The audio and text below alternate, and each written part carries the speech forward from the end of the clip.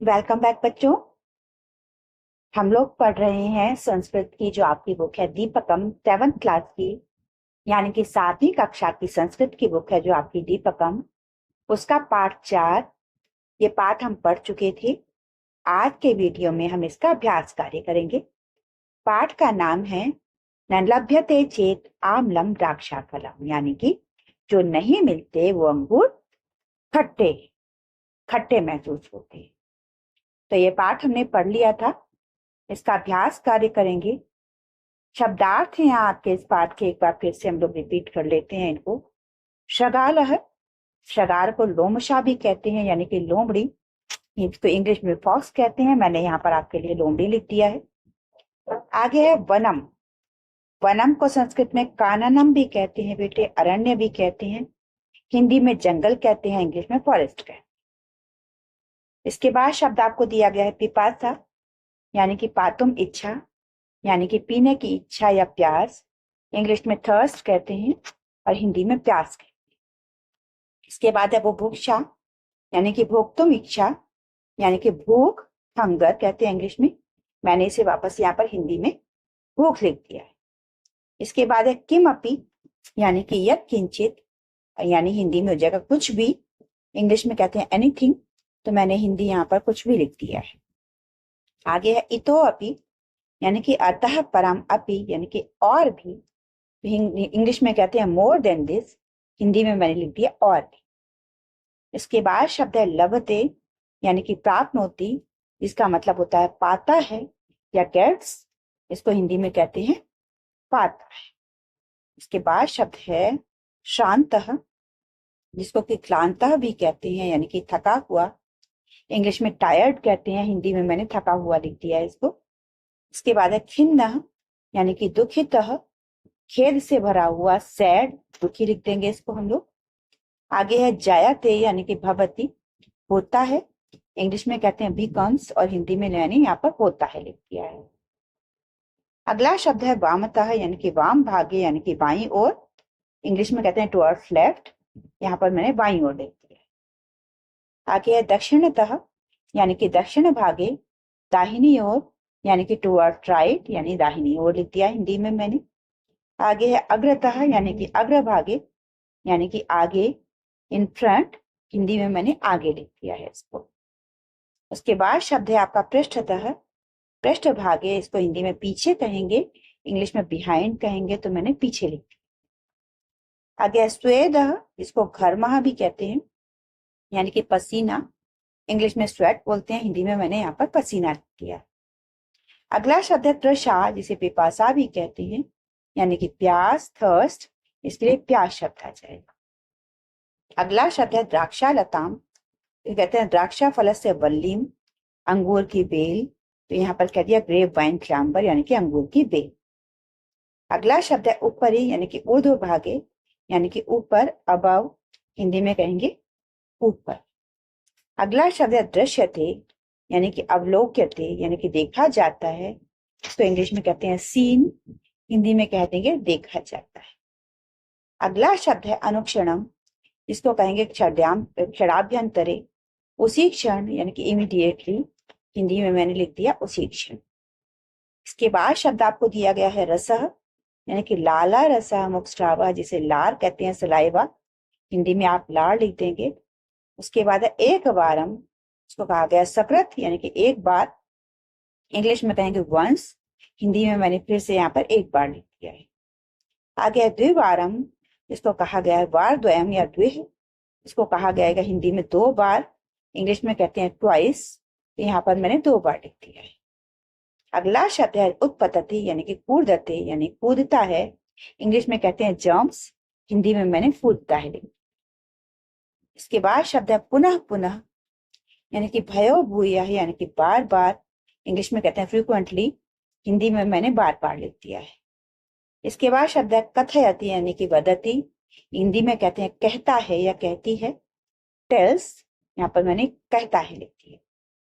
अगला शब्द है आम्ल फलम, आम्लम, इसको आपने यहाँ पर लिख दिया आम्ल रस युक्तम भी कहते हैं, खट्टा। सोर कहते हैं इंग्लिश में, मैंने यहाँ पर खट्टा हिंदी में लिख दिया है। इसके बाद है द्राक्षा फलम, जिसे मधुइका फलम भी कहते हैं, यानी कि अंगूर, इंग्लिश में ग्रेप्स कहते हैं, यहाँ पर मैंने अंगूर लिख दिया। इसके बाद है पलायते, यानी कि अन्यत्र धावती, यानी कि भाग जाता है, इंग्लिश में कहा जाएगा रन्स अवे, मैंने यहाँ पर हिंदी में भाग जाता है। इसके बाद है वयम अभ्यासम कुरुम। तो पहला प्रश्न आपको जो दिया गया है वो है एकः शृगालः इति गीतस्य साभिनयं कक्षायां गानम कुर्वन्तु, यानी कि जो आपको एक शृगाल वाला जो एक गीत दिया गया है पाठ में, इसको आपने अभिनय करते हुए कक्षा में गाना है। जब हम पाठ पढ़ रहे थे बेटे तो मैंने आपको एक गा करके भी बता दिया था, तो उसी तरीके से आपको अभ्यास करना है। आपकी क्लास में आपको एक्टिंग करते हुए इस गीत को गाना। गीत आपके पास पाठ में है बेटे, वहां से आप देख सकते हैं।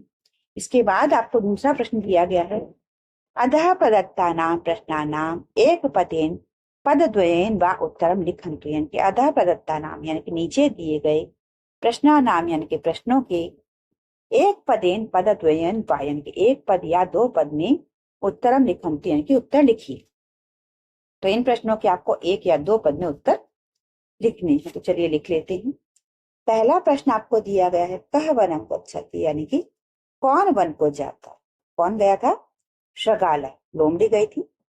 अगला प्रश्न है शृगाल काम पश्यति, शृगाल जो है वो क्या देखता। तो यहाँ पर उसने द्राक्षा लता देखी थी, तो हम लिखने के द्राक्षा लताम। अगला प्रश्न है शृगाल से मुखे किम जायत, शृगाल के मुंह में क्या आ जाता है, क्या पैदा हो जाता है। तो वहां पर आया था उसके मुंह में पानी आ जाता है, तो यहाँ पर हम लिख देंगे रस। इसके बाद प्रश्न है आपका शृगाल किम पश्यति, शृगाल ने क्या देखा था, शृगाल क्या देखता है। द्राक्षा फलम, उसने अंगूर देखे थे, तो अंगूर लिख देंगे यहाँ पर हम। उसके आगे है द्राक्षा फलम कुत्र दृश्यते, कि द्राक्षा फल कहाँ पर दिखाई देते हैं। तो लता में, बेल में ऊपर की तरफ दिखाई पड़ रहे थे, इसलिए यहाँ पर लिख देंगे ऊपरी लता से, ऊपर की तरफ लता में, यानी कि जो क्लाइंबर था, जो बेल थी अंगूर की, उसमें ऊपर की तरफ को दिखाई पड़ रहे थे। अगला प्रश्न है किम शृगाल पुनः पुनः उत्पतति, क्या जो शृगाल था वो बार बार कूद रहा था। आम या ना उत्तर आपको देना था, यहाँ पर हमने लिखा है आम, हाँ, क्योंकि वो बार बार उछल रहा था। अगला शब्द है किम शृगाल द्राक्षा फलम प्राप्नोति, क्या शृगाल को द्राक्षा फल यानी कि अंगूर मिल गए थे, प्राप्त कर लेता है वो। यहाँ फिर से हमें आम या ना यानी कि हाँ या ना में उत्तर देना है। उसे द्राक्षा फल नहीं मिले थे, आपने पाठ पढ़ा है बेटे, इसलिए यहाँ पर हम लिख देंगे ना। इस तरीके से आपका प्रश्न 2 कंप्लीट हो गया है।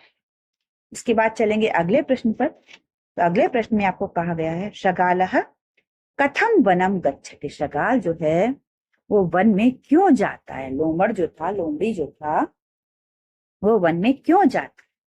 इसका उत्तर हम लिख देंगे शृगाल पिपासया बुभुक्षया वनम गच्छति, यानी शृगाल भूख से और प्यास से वन की तरफ जाता है, यानी कि वो कुछ खाना चाहता था, वो कुछ पीना चाहता था, इसलिए वो वन गया।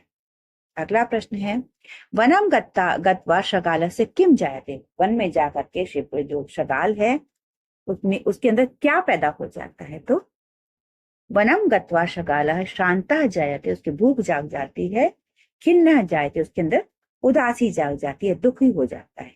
अगला प्रश्न है शृगाल है द्राक्षा फलम कुत्र पश्यति, शृगाल ने द्राक्षा फल किधर को देखता है, शृगाल कहाँ पर देखता है। तो उत्तर हम लिखेंगे शृगाल लतासु उपरि उपरि द्राक्षा फलम पश्यति, यानी कि शृगाल को लता के ऊपर ऊपर अंगूर दिखाई पड़ते हैं, शृगाल लता के ऊपरी ऊपरी भाग में पेड़ अंगूर देखता है। इसके बाद अगला प्रश्न है द्राक्षा फलम दृष्टवा कस्य मुखे रसः जायते, द्राक्षा फल को देख करके किसके मुख में रस आता है, कि रस पैदा हो जाता है, किसके मुंह में पानी आ जाता है। तो द्राक्षा फलम दृष्टवा शृगालस्य मुखे रसः जायते, द्राक्षा फल देख करके जो शृगाल था उसके मुंह में रस आ जाता है, यानी कि उसके मुंह में पानी आ जाता है। अगला प्रश्न है अंते शृगाल किम वदति, अंत में शृगाल क्या कहता है। तो अंते शृगाल वदति, अंत में शृगाल बोलता है आम्ल द्राक्षा फलम आम्लम द्राक्षा फलम, यानी कि अंत में शृगाल कहता है कि ये अंगूर खट्टे हैं, ये अंगूर खट्टे हैं। ये आपका प्रश्न खत्म हो गया। इसके बाद आपको दिया गया है अत्र इदम अवधेयम, यहाँ पर आपको इसको पढ़ना है। तो अस्मिन पाठे जायते लभते पलायते इति एतादृशानि क्रियापदानि सन्ति, यानी कि इस पाठ में, अस्मिन् पाठे यानी कि इस पाठ में जायते लभते पलायते इति एतादृशानि क्रियापदानि सन्ति, यानी कि इस पाठ में आपके जायते लभते पलायते जैसे क्रियापद है। तो एतादृशानां क्रियापदानां रूपाणि लट् लकार कथ भवन्ति इति पश्यामः, यानी कि ये सब क्रियापद जो होते हैं लट् लकार के कहे जाते हैं। इनको देखिए आप, तो आपको एक वचन, द्विवचन, बहुवचन के रूप दिए गए हैं। जैसे आप लोग लिखते हैं धातु रूप, शब्द रूप, ऐसे ही लिखा गया है। यहाँ पर आप लिखेंगे प्रथमा पुरुषः, मध्यमः पुरुषः, उत्तमः पुरुषः। यहाँ पर उत्तमः आएगा, यहाँ पर प्रथमा नहीं आएगा बेटे, ठीक है। यहाँ उत्तमः पुरुषः आएगा। दिया हुआ आपको लभते लभेते लभन्ते, प्रथम पुरुष के हो गए। उसके बाद है लभसे लभेथे लभध्वे, मध्यम पुरुष के हो गए। और उत्तम पुरुष के बनेंगे लभे लभावहे लभावहे, ठीक है। ये आपकी क्रियाएं हैं सारी की सारी। इसके बाद आपको प्रश्न दिया गया है, उपरि प्रदत्तानां मंजूषां दृष्ट्वा रिक्त स्थानेषु उचित क्रियापदानि लिखन्तु, यानी कि ऊपर दी गई मंजूषा को देखते हुए नीचे रिक्त स्थानों में सही क्रियापद लिखिए। यानी कि जो आपको अभी धातु रूप दिए गए थे यहाँ पर, इनकी तरह से आपको ये आगे वंद के, वंद के, पलायन के, इनके सबके शब्द बनाने हैं। तो कैसे बनेंगे देखिए, वंदते वंदेते वंदनते, इसी तरीके से बनेंगे जैसे लव के बने थे, ऐसे वंद के बनेंगे। पहले ये वंदते वंदेते वंदनते, वंदसे वंदेथे वंदध्वे, वंदे वंदावहे वंदावहे। ऐसे ही पलायन के बनेंगे, पलायते पलायेते पलायन्ते, पलाये से पलायेथे पलायेध्वे, पलाये पलायवहे पलायामहे। इसके बाद जय के बनाने हैं, जायते, इसके बनेंगे जायते जायेते जायन्ते, जायसे जायेथे जायेध्वे, जाये जायावहे जाया। ये आपके एक्सरसाइज कंप्लीट हो गई। इसके बाद पांचवा प्रश्न जो आपको दिया गया है, इसमें कहा गया है उदाहरणानुसारम, यानी कि उदाहरण के अनुसार एक वचन रूपम दृष्ट्वा द्विवचन बहुवचन रूपाणि लिखन्तु, यानी कि उदाहरण में आपको एक वचन के रूप दिए गए हैं, उनको देखते हुए आपको द्विवचन और बहुवचन के रूप लिखने। सबसे पहले उदाहरण में आपको दिया गया कंप के लिए कंपते कंपेते कंपन्ते, तो इसी तरीके से वर्ध के बन जाएंगे वर्धते वर्धेते वर्धनते। उसके बाद आगे शब्द आपको दिए हुए वर्त के लिए बन जाएंगे वर्तसे वर्तेथे वर्धध्वे, ठीक है। प्रकाश के लिए बनेंगे प्रकाशते प्रकाशेते प्रकाशन्ते, वंद के लिए बन जाएंगे वंदे वंदावहे वंदा। ये आपका तीनों धातुओं, तीनों वचन के चल रहे हैं बेटा। आगे है याच के लिए याचते याचेते याचनते, लज्ज के लिए बन जाएगा लज्जसे लज्जेथे लज्जाध्वे। अगला है वीक्ष के लिए बन जाएगा वीक्षते वीक्षेते वीक्षन्ते, सेव के लिए बन जाएगा सेवे सेवावहे सेवामहे। अगला है वंद के लिए वंदसे वंदेथे वंदध्वे, शुभ के लिए हो जाएगा शोभते शोभेते शोभ। यहाँ की एक्सरसाइज भी कंप्लीट हो गई। आप लोग चाहें तो इसके भी स्क्रीनशॉट ले सकते हैं, क्योंकि आपको आगे एक्सरसाइज पूरी करने में मदद मिले। इसके बाद आपका छठा प्रश्न है, इसमें कहा गया है उदाहरण अनुसारम वाक्य द्वयम लिखन्तु, उदाहरण के अनुसार दो वाक्य लिखिए, ठीक है। तो पहला दिया गया शत्रु पलायन, कि शत्रु जाता है, शत्रु पलायन करता है, शत्रु पलायते, चोराह पलायनते, चोर पलायन कर जाते हैं। इसके बाद वृक्ष के साथ वर्ध लगाना है आपको, तो वृक्षः वर्धते, बाला के साथ लगाना है तो बालाः वर्धन्ते। इसके बाद छात्राः के लिए वंद देना है तो छात्राः वंदन्ते वंदते, और भक्ताः के लिए देना है बहुवचन के लिए तो भक्ताः वंदन्ते। आगे वैद्यः वीक्ष, यानी कि वैद्यः वीक्षते और प्रेक्षकाः वीक्षन्ते, बहुवचन हो जाएगा। इसके बाद कर्मचारी सेवते और महिला सेवन्ते, पर बहुवचन हो जाएगा, महिला विसर्ग लगा करके। अगला है वृक्षः कंपते और वृक्ष रुग्णः कंपन्ते, रोगी कांपते हैं। इसका भी आप स्क्रीनशॉट ले सकते हैं बेटे। इसके बाद हम अगले प्रश्न पर चलेंगे। इसके बाद आपको प्रश्न दिया गया है उदाहरणानुसार उदाहरणम दृष्ट्वा वाक्यानि उचित रूपे पूरयन्तु, उदाहरण को देख करके वाक्यों के सही रूप पूरे कीजिए। तो आपको पहला प्रश्न दिया गया है शुनकम दृष्ट्वा बालकस्य भयम, जाय धातु रूप दे दिया गया, इसको आपको लगाना है। तो शुनकम दृष्ट्वा बालकस्य भयम जायते, यानी शुनक को देख करके बालक के अंदर भय पैदा हो गया। अगला दिया गया है आपको मूषकः मार्जारं दृष्ट्वा पलायन, चूहा बिल्ली को देख करके चला गया, भाग गया। मूषकः मार्जारं दृष्ट्वा पलायते, मूषक बिल्ली को देख करके भाग जाता है। अगला है रात्रि काले मार्ग दीपा प्रकाश, रात्रि में मार्ग पर दिए जलते हैं या फिर लाइटें जलती हैं, तो रात्रि काले मार्ग दीपा प्रकाश है, रात में रास्ते के दीप प्रकाशवान होते हैं, रास्ते में जो लाइट होती है वो जलने लग जाती है। अगला है अहम देवम वंद, तो अहम देवे देवम वंदे, मैं देव को वंदन करता हूँ। अगर त्वम किमर्थम लज, तुम किस लिए शर्माते हो, यानी कि त्वम किमर्थम लज से, तुम किस लिए शर्माते हो। अगला है वयम देशम सेव, कि हम देश की सेवा करते हैं, तो इसके लिए जाएगा वयम देशम सेवा में, वयम के साथ बहुवचन आएगा। इसके बाद आपको दिया गया योग्यता विस्तार, यानी कि आपकी योग्यता का विस्तार किया जाएगा। इसके लिए आपको क्या दिया गया, श्लोकान उच्चय पठन्तु अर्थम अवगच्छन्तु, यानी इन श्लोकों को ऊंची आवाज में पढ़िए और अर्थ भी समझिए। तो यहाँ पर मैंने श्लोक ले लिए हैं आपके लिए।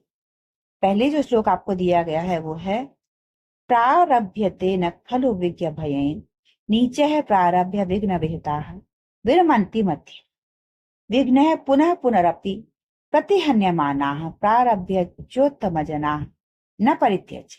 इसका हिंदी अर्थ क्या है, देखिए हिंदी अर्थ इसका ये है कि जो लोग हैं वो तीन प्रकार के होते हैं, उत्तम प्रकार के लोग होते हैं, मध्यम प्रकार के लोग होते हैं और निम्न प्रकार के लोग होते हैं। वो सभी अलग अलग तरह से व्यवहार करते हैं। कैसे करते हैं, निम्न स्तर के लोग डर के कारण कार्य शुरू ही नहीं करते, जो निम्न स्तर के लोग होते हैं वो काम को शुरू ही नहीं करते हैं, और मध्यम स्तर के लोग जो होते हैं वो कार्य शुरू तो करते हैं लेकिन बाधा आने पर रुक जाते। उत्तम स्तर के जो लोग होते हैं वो बार बार बाधाओं से टकराने पर भी कार्य शुरू करके उसे कभी भी बीच में नहीं छोड़ते हैं। यानी कि व्यक्तियों की पहचान बताई गई है कर्म के माध्यम से, कि जो सबसे निम्न कोटि के लोग होते हैं, सबसे नीची कोटि के जो लोग होते हैं, सबसे बेकार लोग होते हैं, वो किसी काम को शुरू ही नहीं करते। मध्यम प्रकार के लोग काम शुरू करते हैं लेकिन बीच में ही हिम्मत हार जाते हैं, और जो उत्तम प्रकार के लोग होते हैं वही काम को करते रहते हैं, आखिर तक छोड़ते नहीं।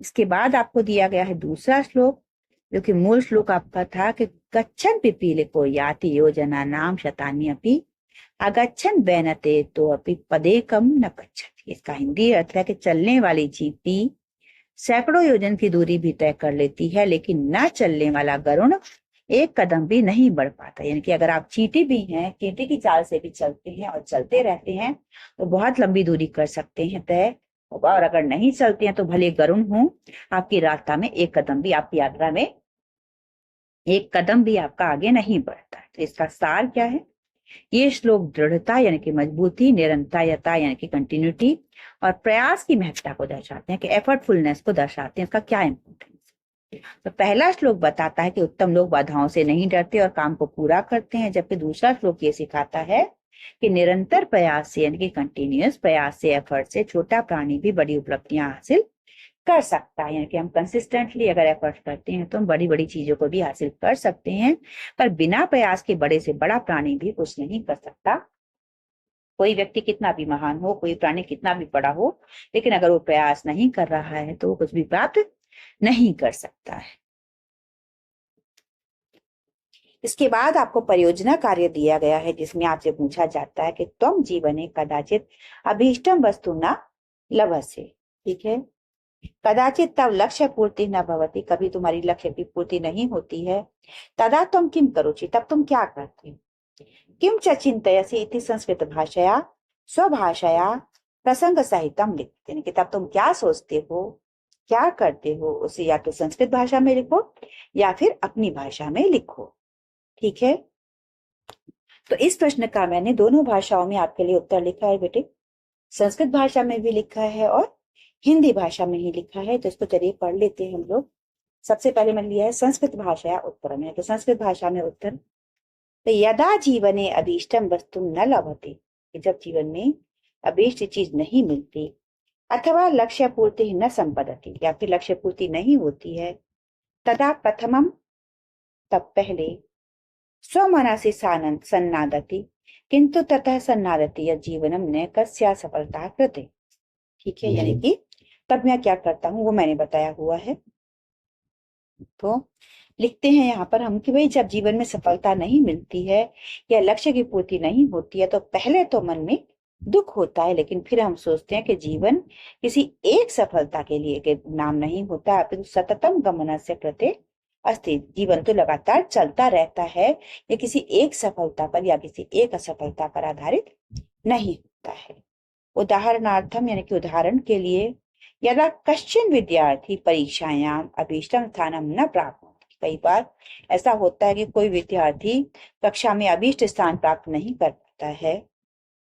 तदा सह प्रारब्धे दुखति, शुरू में दुखी होता है, किंतु 50 विश्लेषित, यानी कि उसके बाद कुछ समय के बाद तो अपना विश्लेषण करता है, एनालिसिस करता है।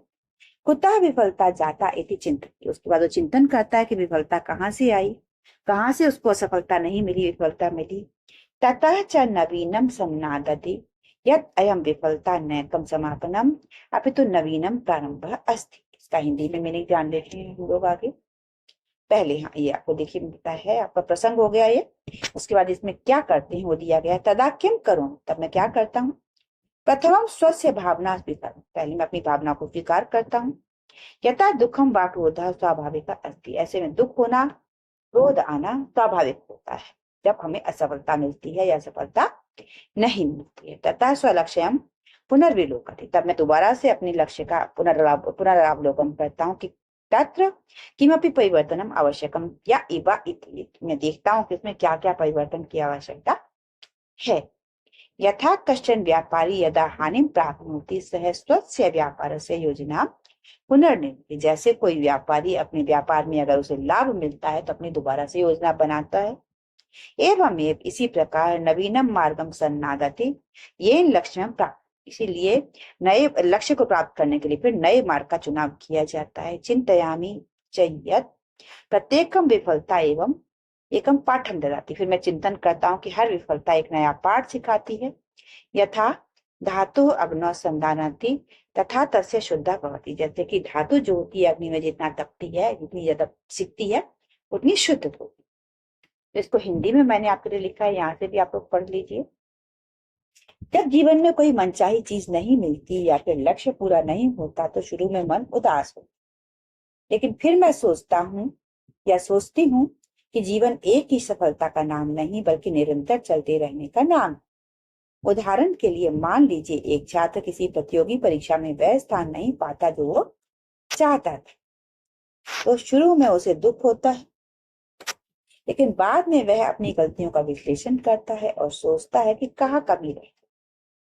वह यह भी समझता है कि यह असफलता अंत नहीं है बल्कि एक नई शुरुआत है। अंत में मैं क्या करता हूँ वो बता दूं। सबसे पहले अपनी भावनाओं को स्वीकार करता हूँ, क्योंकि दुख या गुस्सा होना स्वाभाविक है। फिर अपने लक्ष्य को दोबारा देखता हूँ कि इसमें कोई बदलाव चाहिए या नहीं, कि मेरा लक्ष्य जो है वो परफेक्ट है या नहीं। जैसे कोई व्यापारी जब नुकसान उठाता है तो अपनी योजना को फिर से बनाता है, कोई भी व्यापारी दोबारा से अपनी योजना बनाता है, वैसे ही मैं भी नया रास्ता तलाशता हूँ। मैं ये भी सोचता हूँ कि हर असफलता एक सबक देती है। जैसे आग में तपने से सोना शुद्ध होता है, जैसे आग में तपने से सोना शुद्ध हो जाता है, ऐसे ही मैं भी अपने आप को मानता हूँ कि समस्या आने से मैं भी शुद्ध होता है। इसके बाद आपको प्रोजेक्ट वर्क दिया गया है, इसमें आपको एक एक्टिविटी दी गई है। इसमें क्या है, मुखेन द्राक्षा फलस्य ग्रहणम, एक एक्टिविटी है आपकी ये। इति क्रीडाम करें, मुंह में द्राक्षा फल ग्रहण करके क्रीड़ा करेंगे। उपरि रज्ज्वा फलस्य मधुरस्य वावंदनम कृत्वा तस्य आकर्षण शिथिलीकरणः अध्यापकः क्रीडांगणे क्रीडां कारयति, छात्राः मुखस्य सहायेन प्रति प्रयत्नं कुर्वन्ति। यानी कि कहा गया है कि अंगूर मुंह से पकड़ने का खेल खेला जाएगा। शिक्षक खेल के मैदान में किसी फल या मिठाई को रस्सी से बांध करके उसका आकर्षण शिथिल करके खेल, शिक्षक ने रस्सी से बांध दिए हैं, अब छात्र उन्हें अपने मुंह से पकड़ने का प्रयास करते हैं बिना हाथ लगाए, जैसा कि आपको चित्र में दर्शाया गया है। देखिए यहाँ फल लटकाए गए हैं और बच्चों के हाथ पीछे हैं, उनको मुंह से ही खाने की कोशिश कर रहे हैं और उसको हाथ नहीं लगा रहे हैं। तो ऐसी एक्टिविटी कराई जा सकती है। इसके साथ ही बेटे आपका ये पाठ खत्म हो गया है पूरा का पूरा। किसी को कहीं पर कोई डाउट है तो आप लोग कमेंट सेक्शन में पूछ सकते हैं। पूरे पाठ की एक्सरसाइज रिटर्न में करवा दी गई है, आपको समझ लीजिए। कोई डाउट है तो कमेंट सेक्शन में पूछ लीजिए। और आपने अगर अभी तक चैनल सब्सक्राइब नहीं किया है तो बहुत जल्दी से कर लीजिए बेटा। Have a nice day ahead. जय हिंद, जय भारत।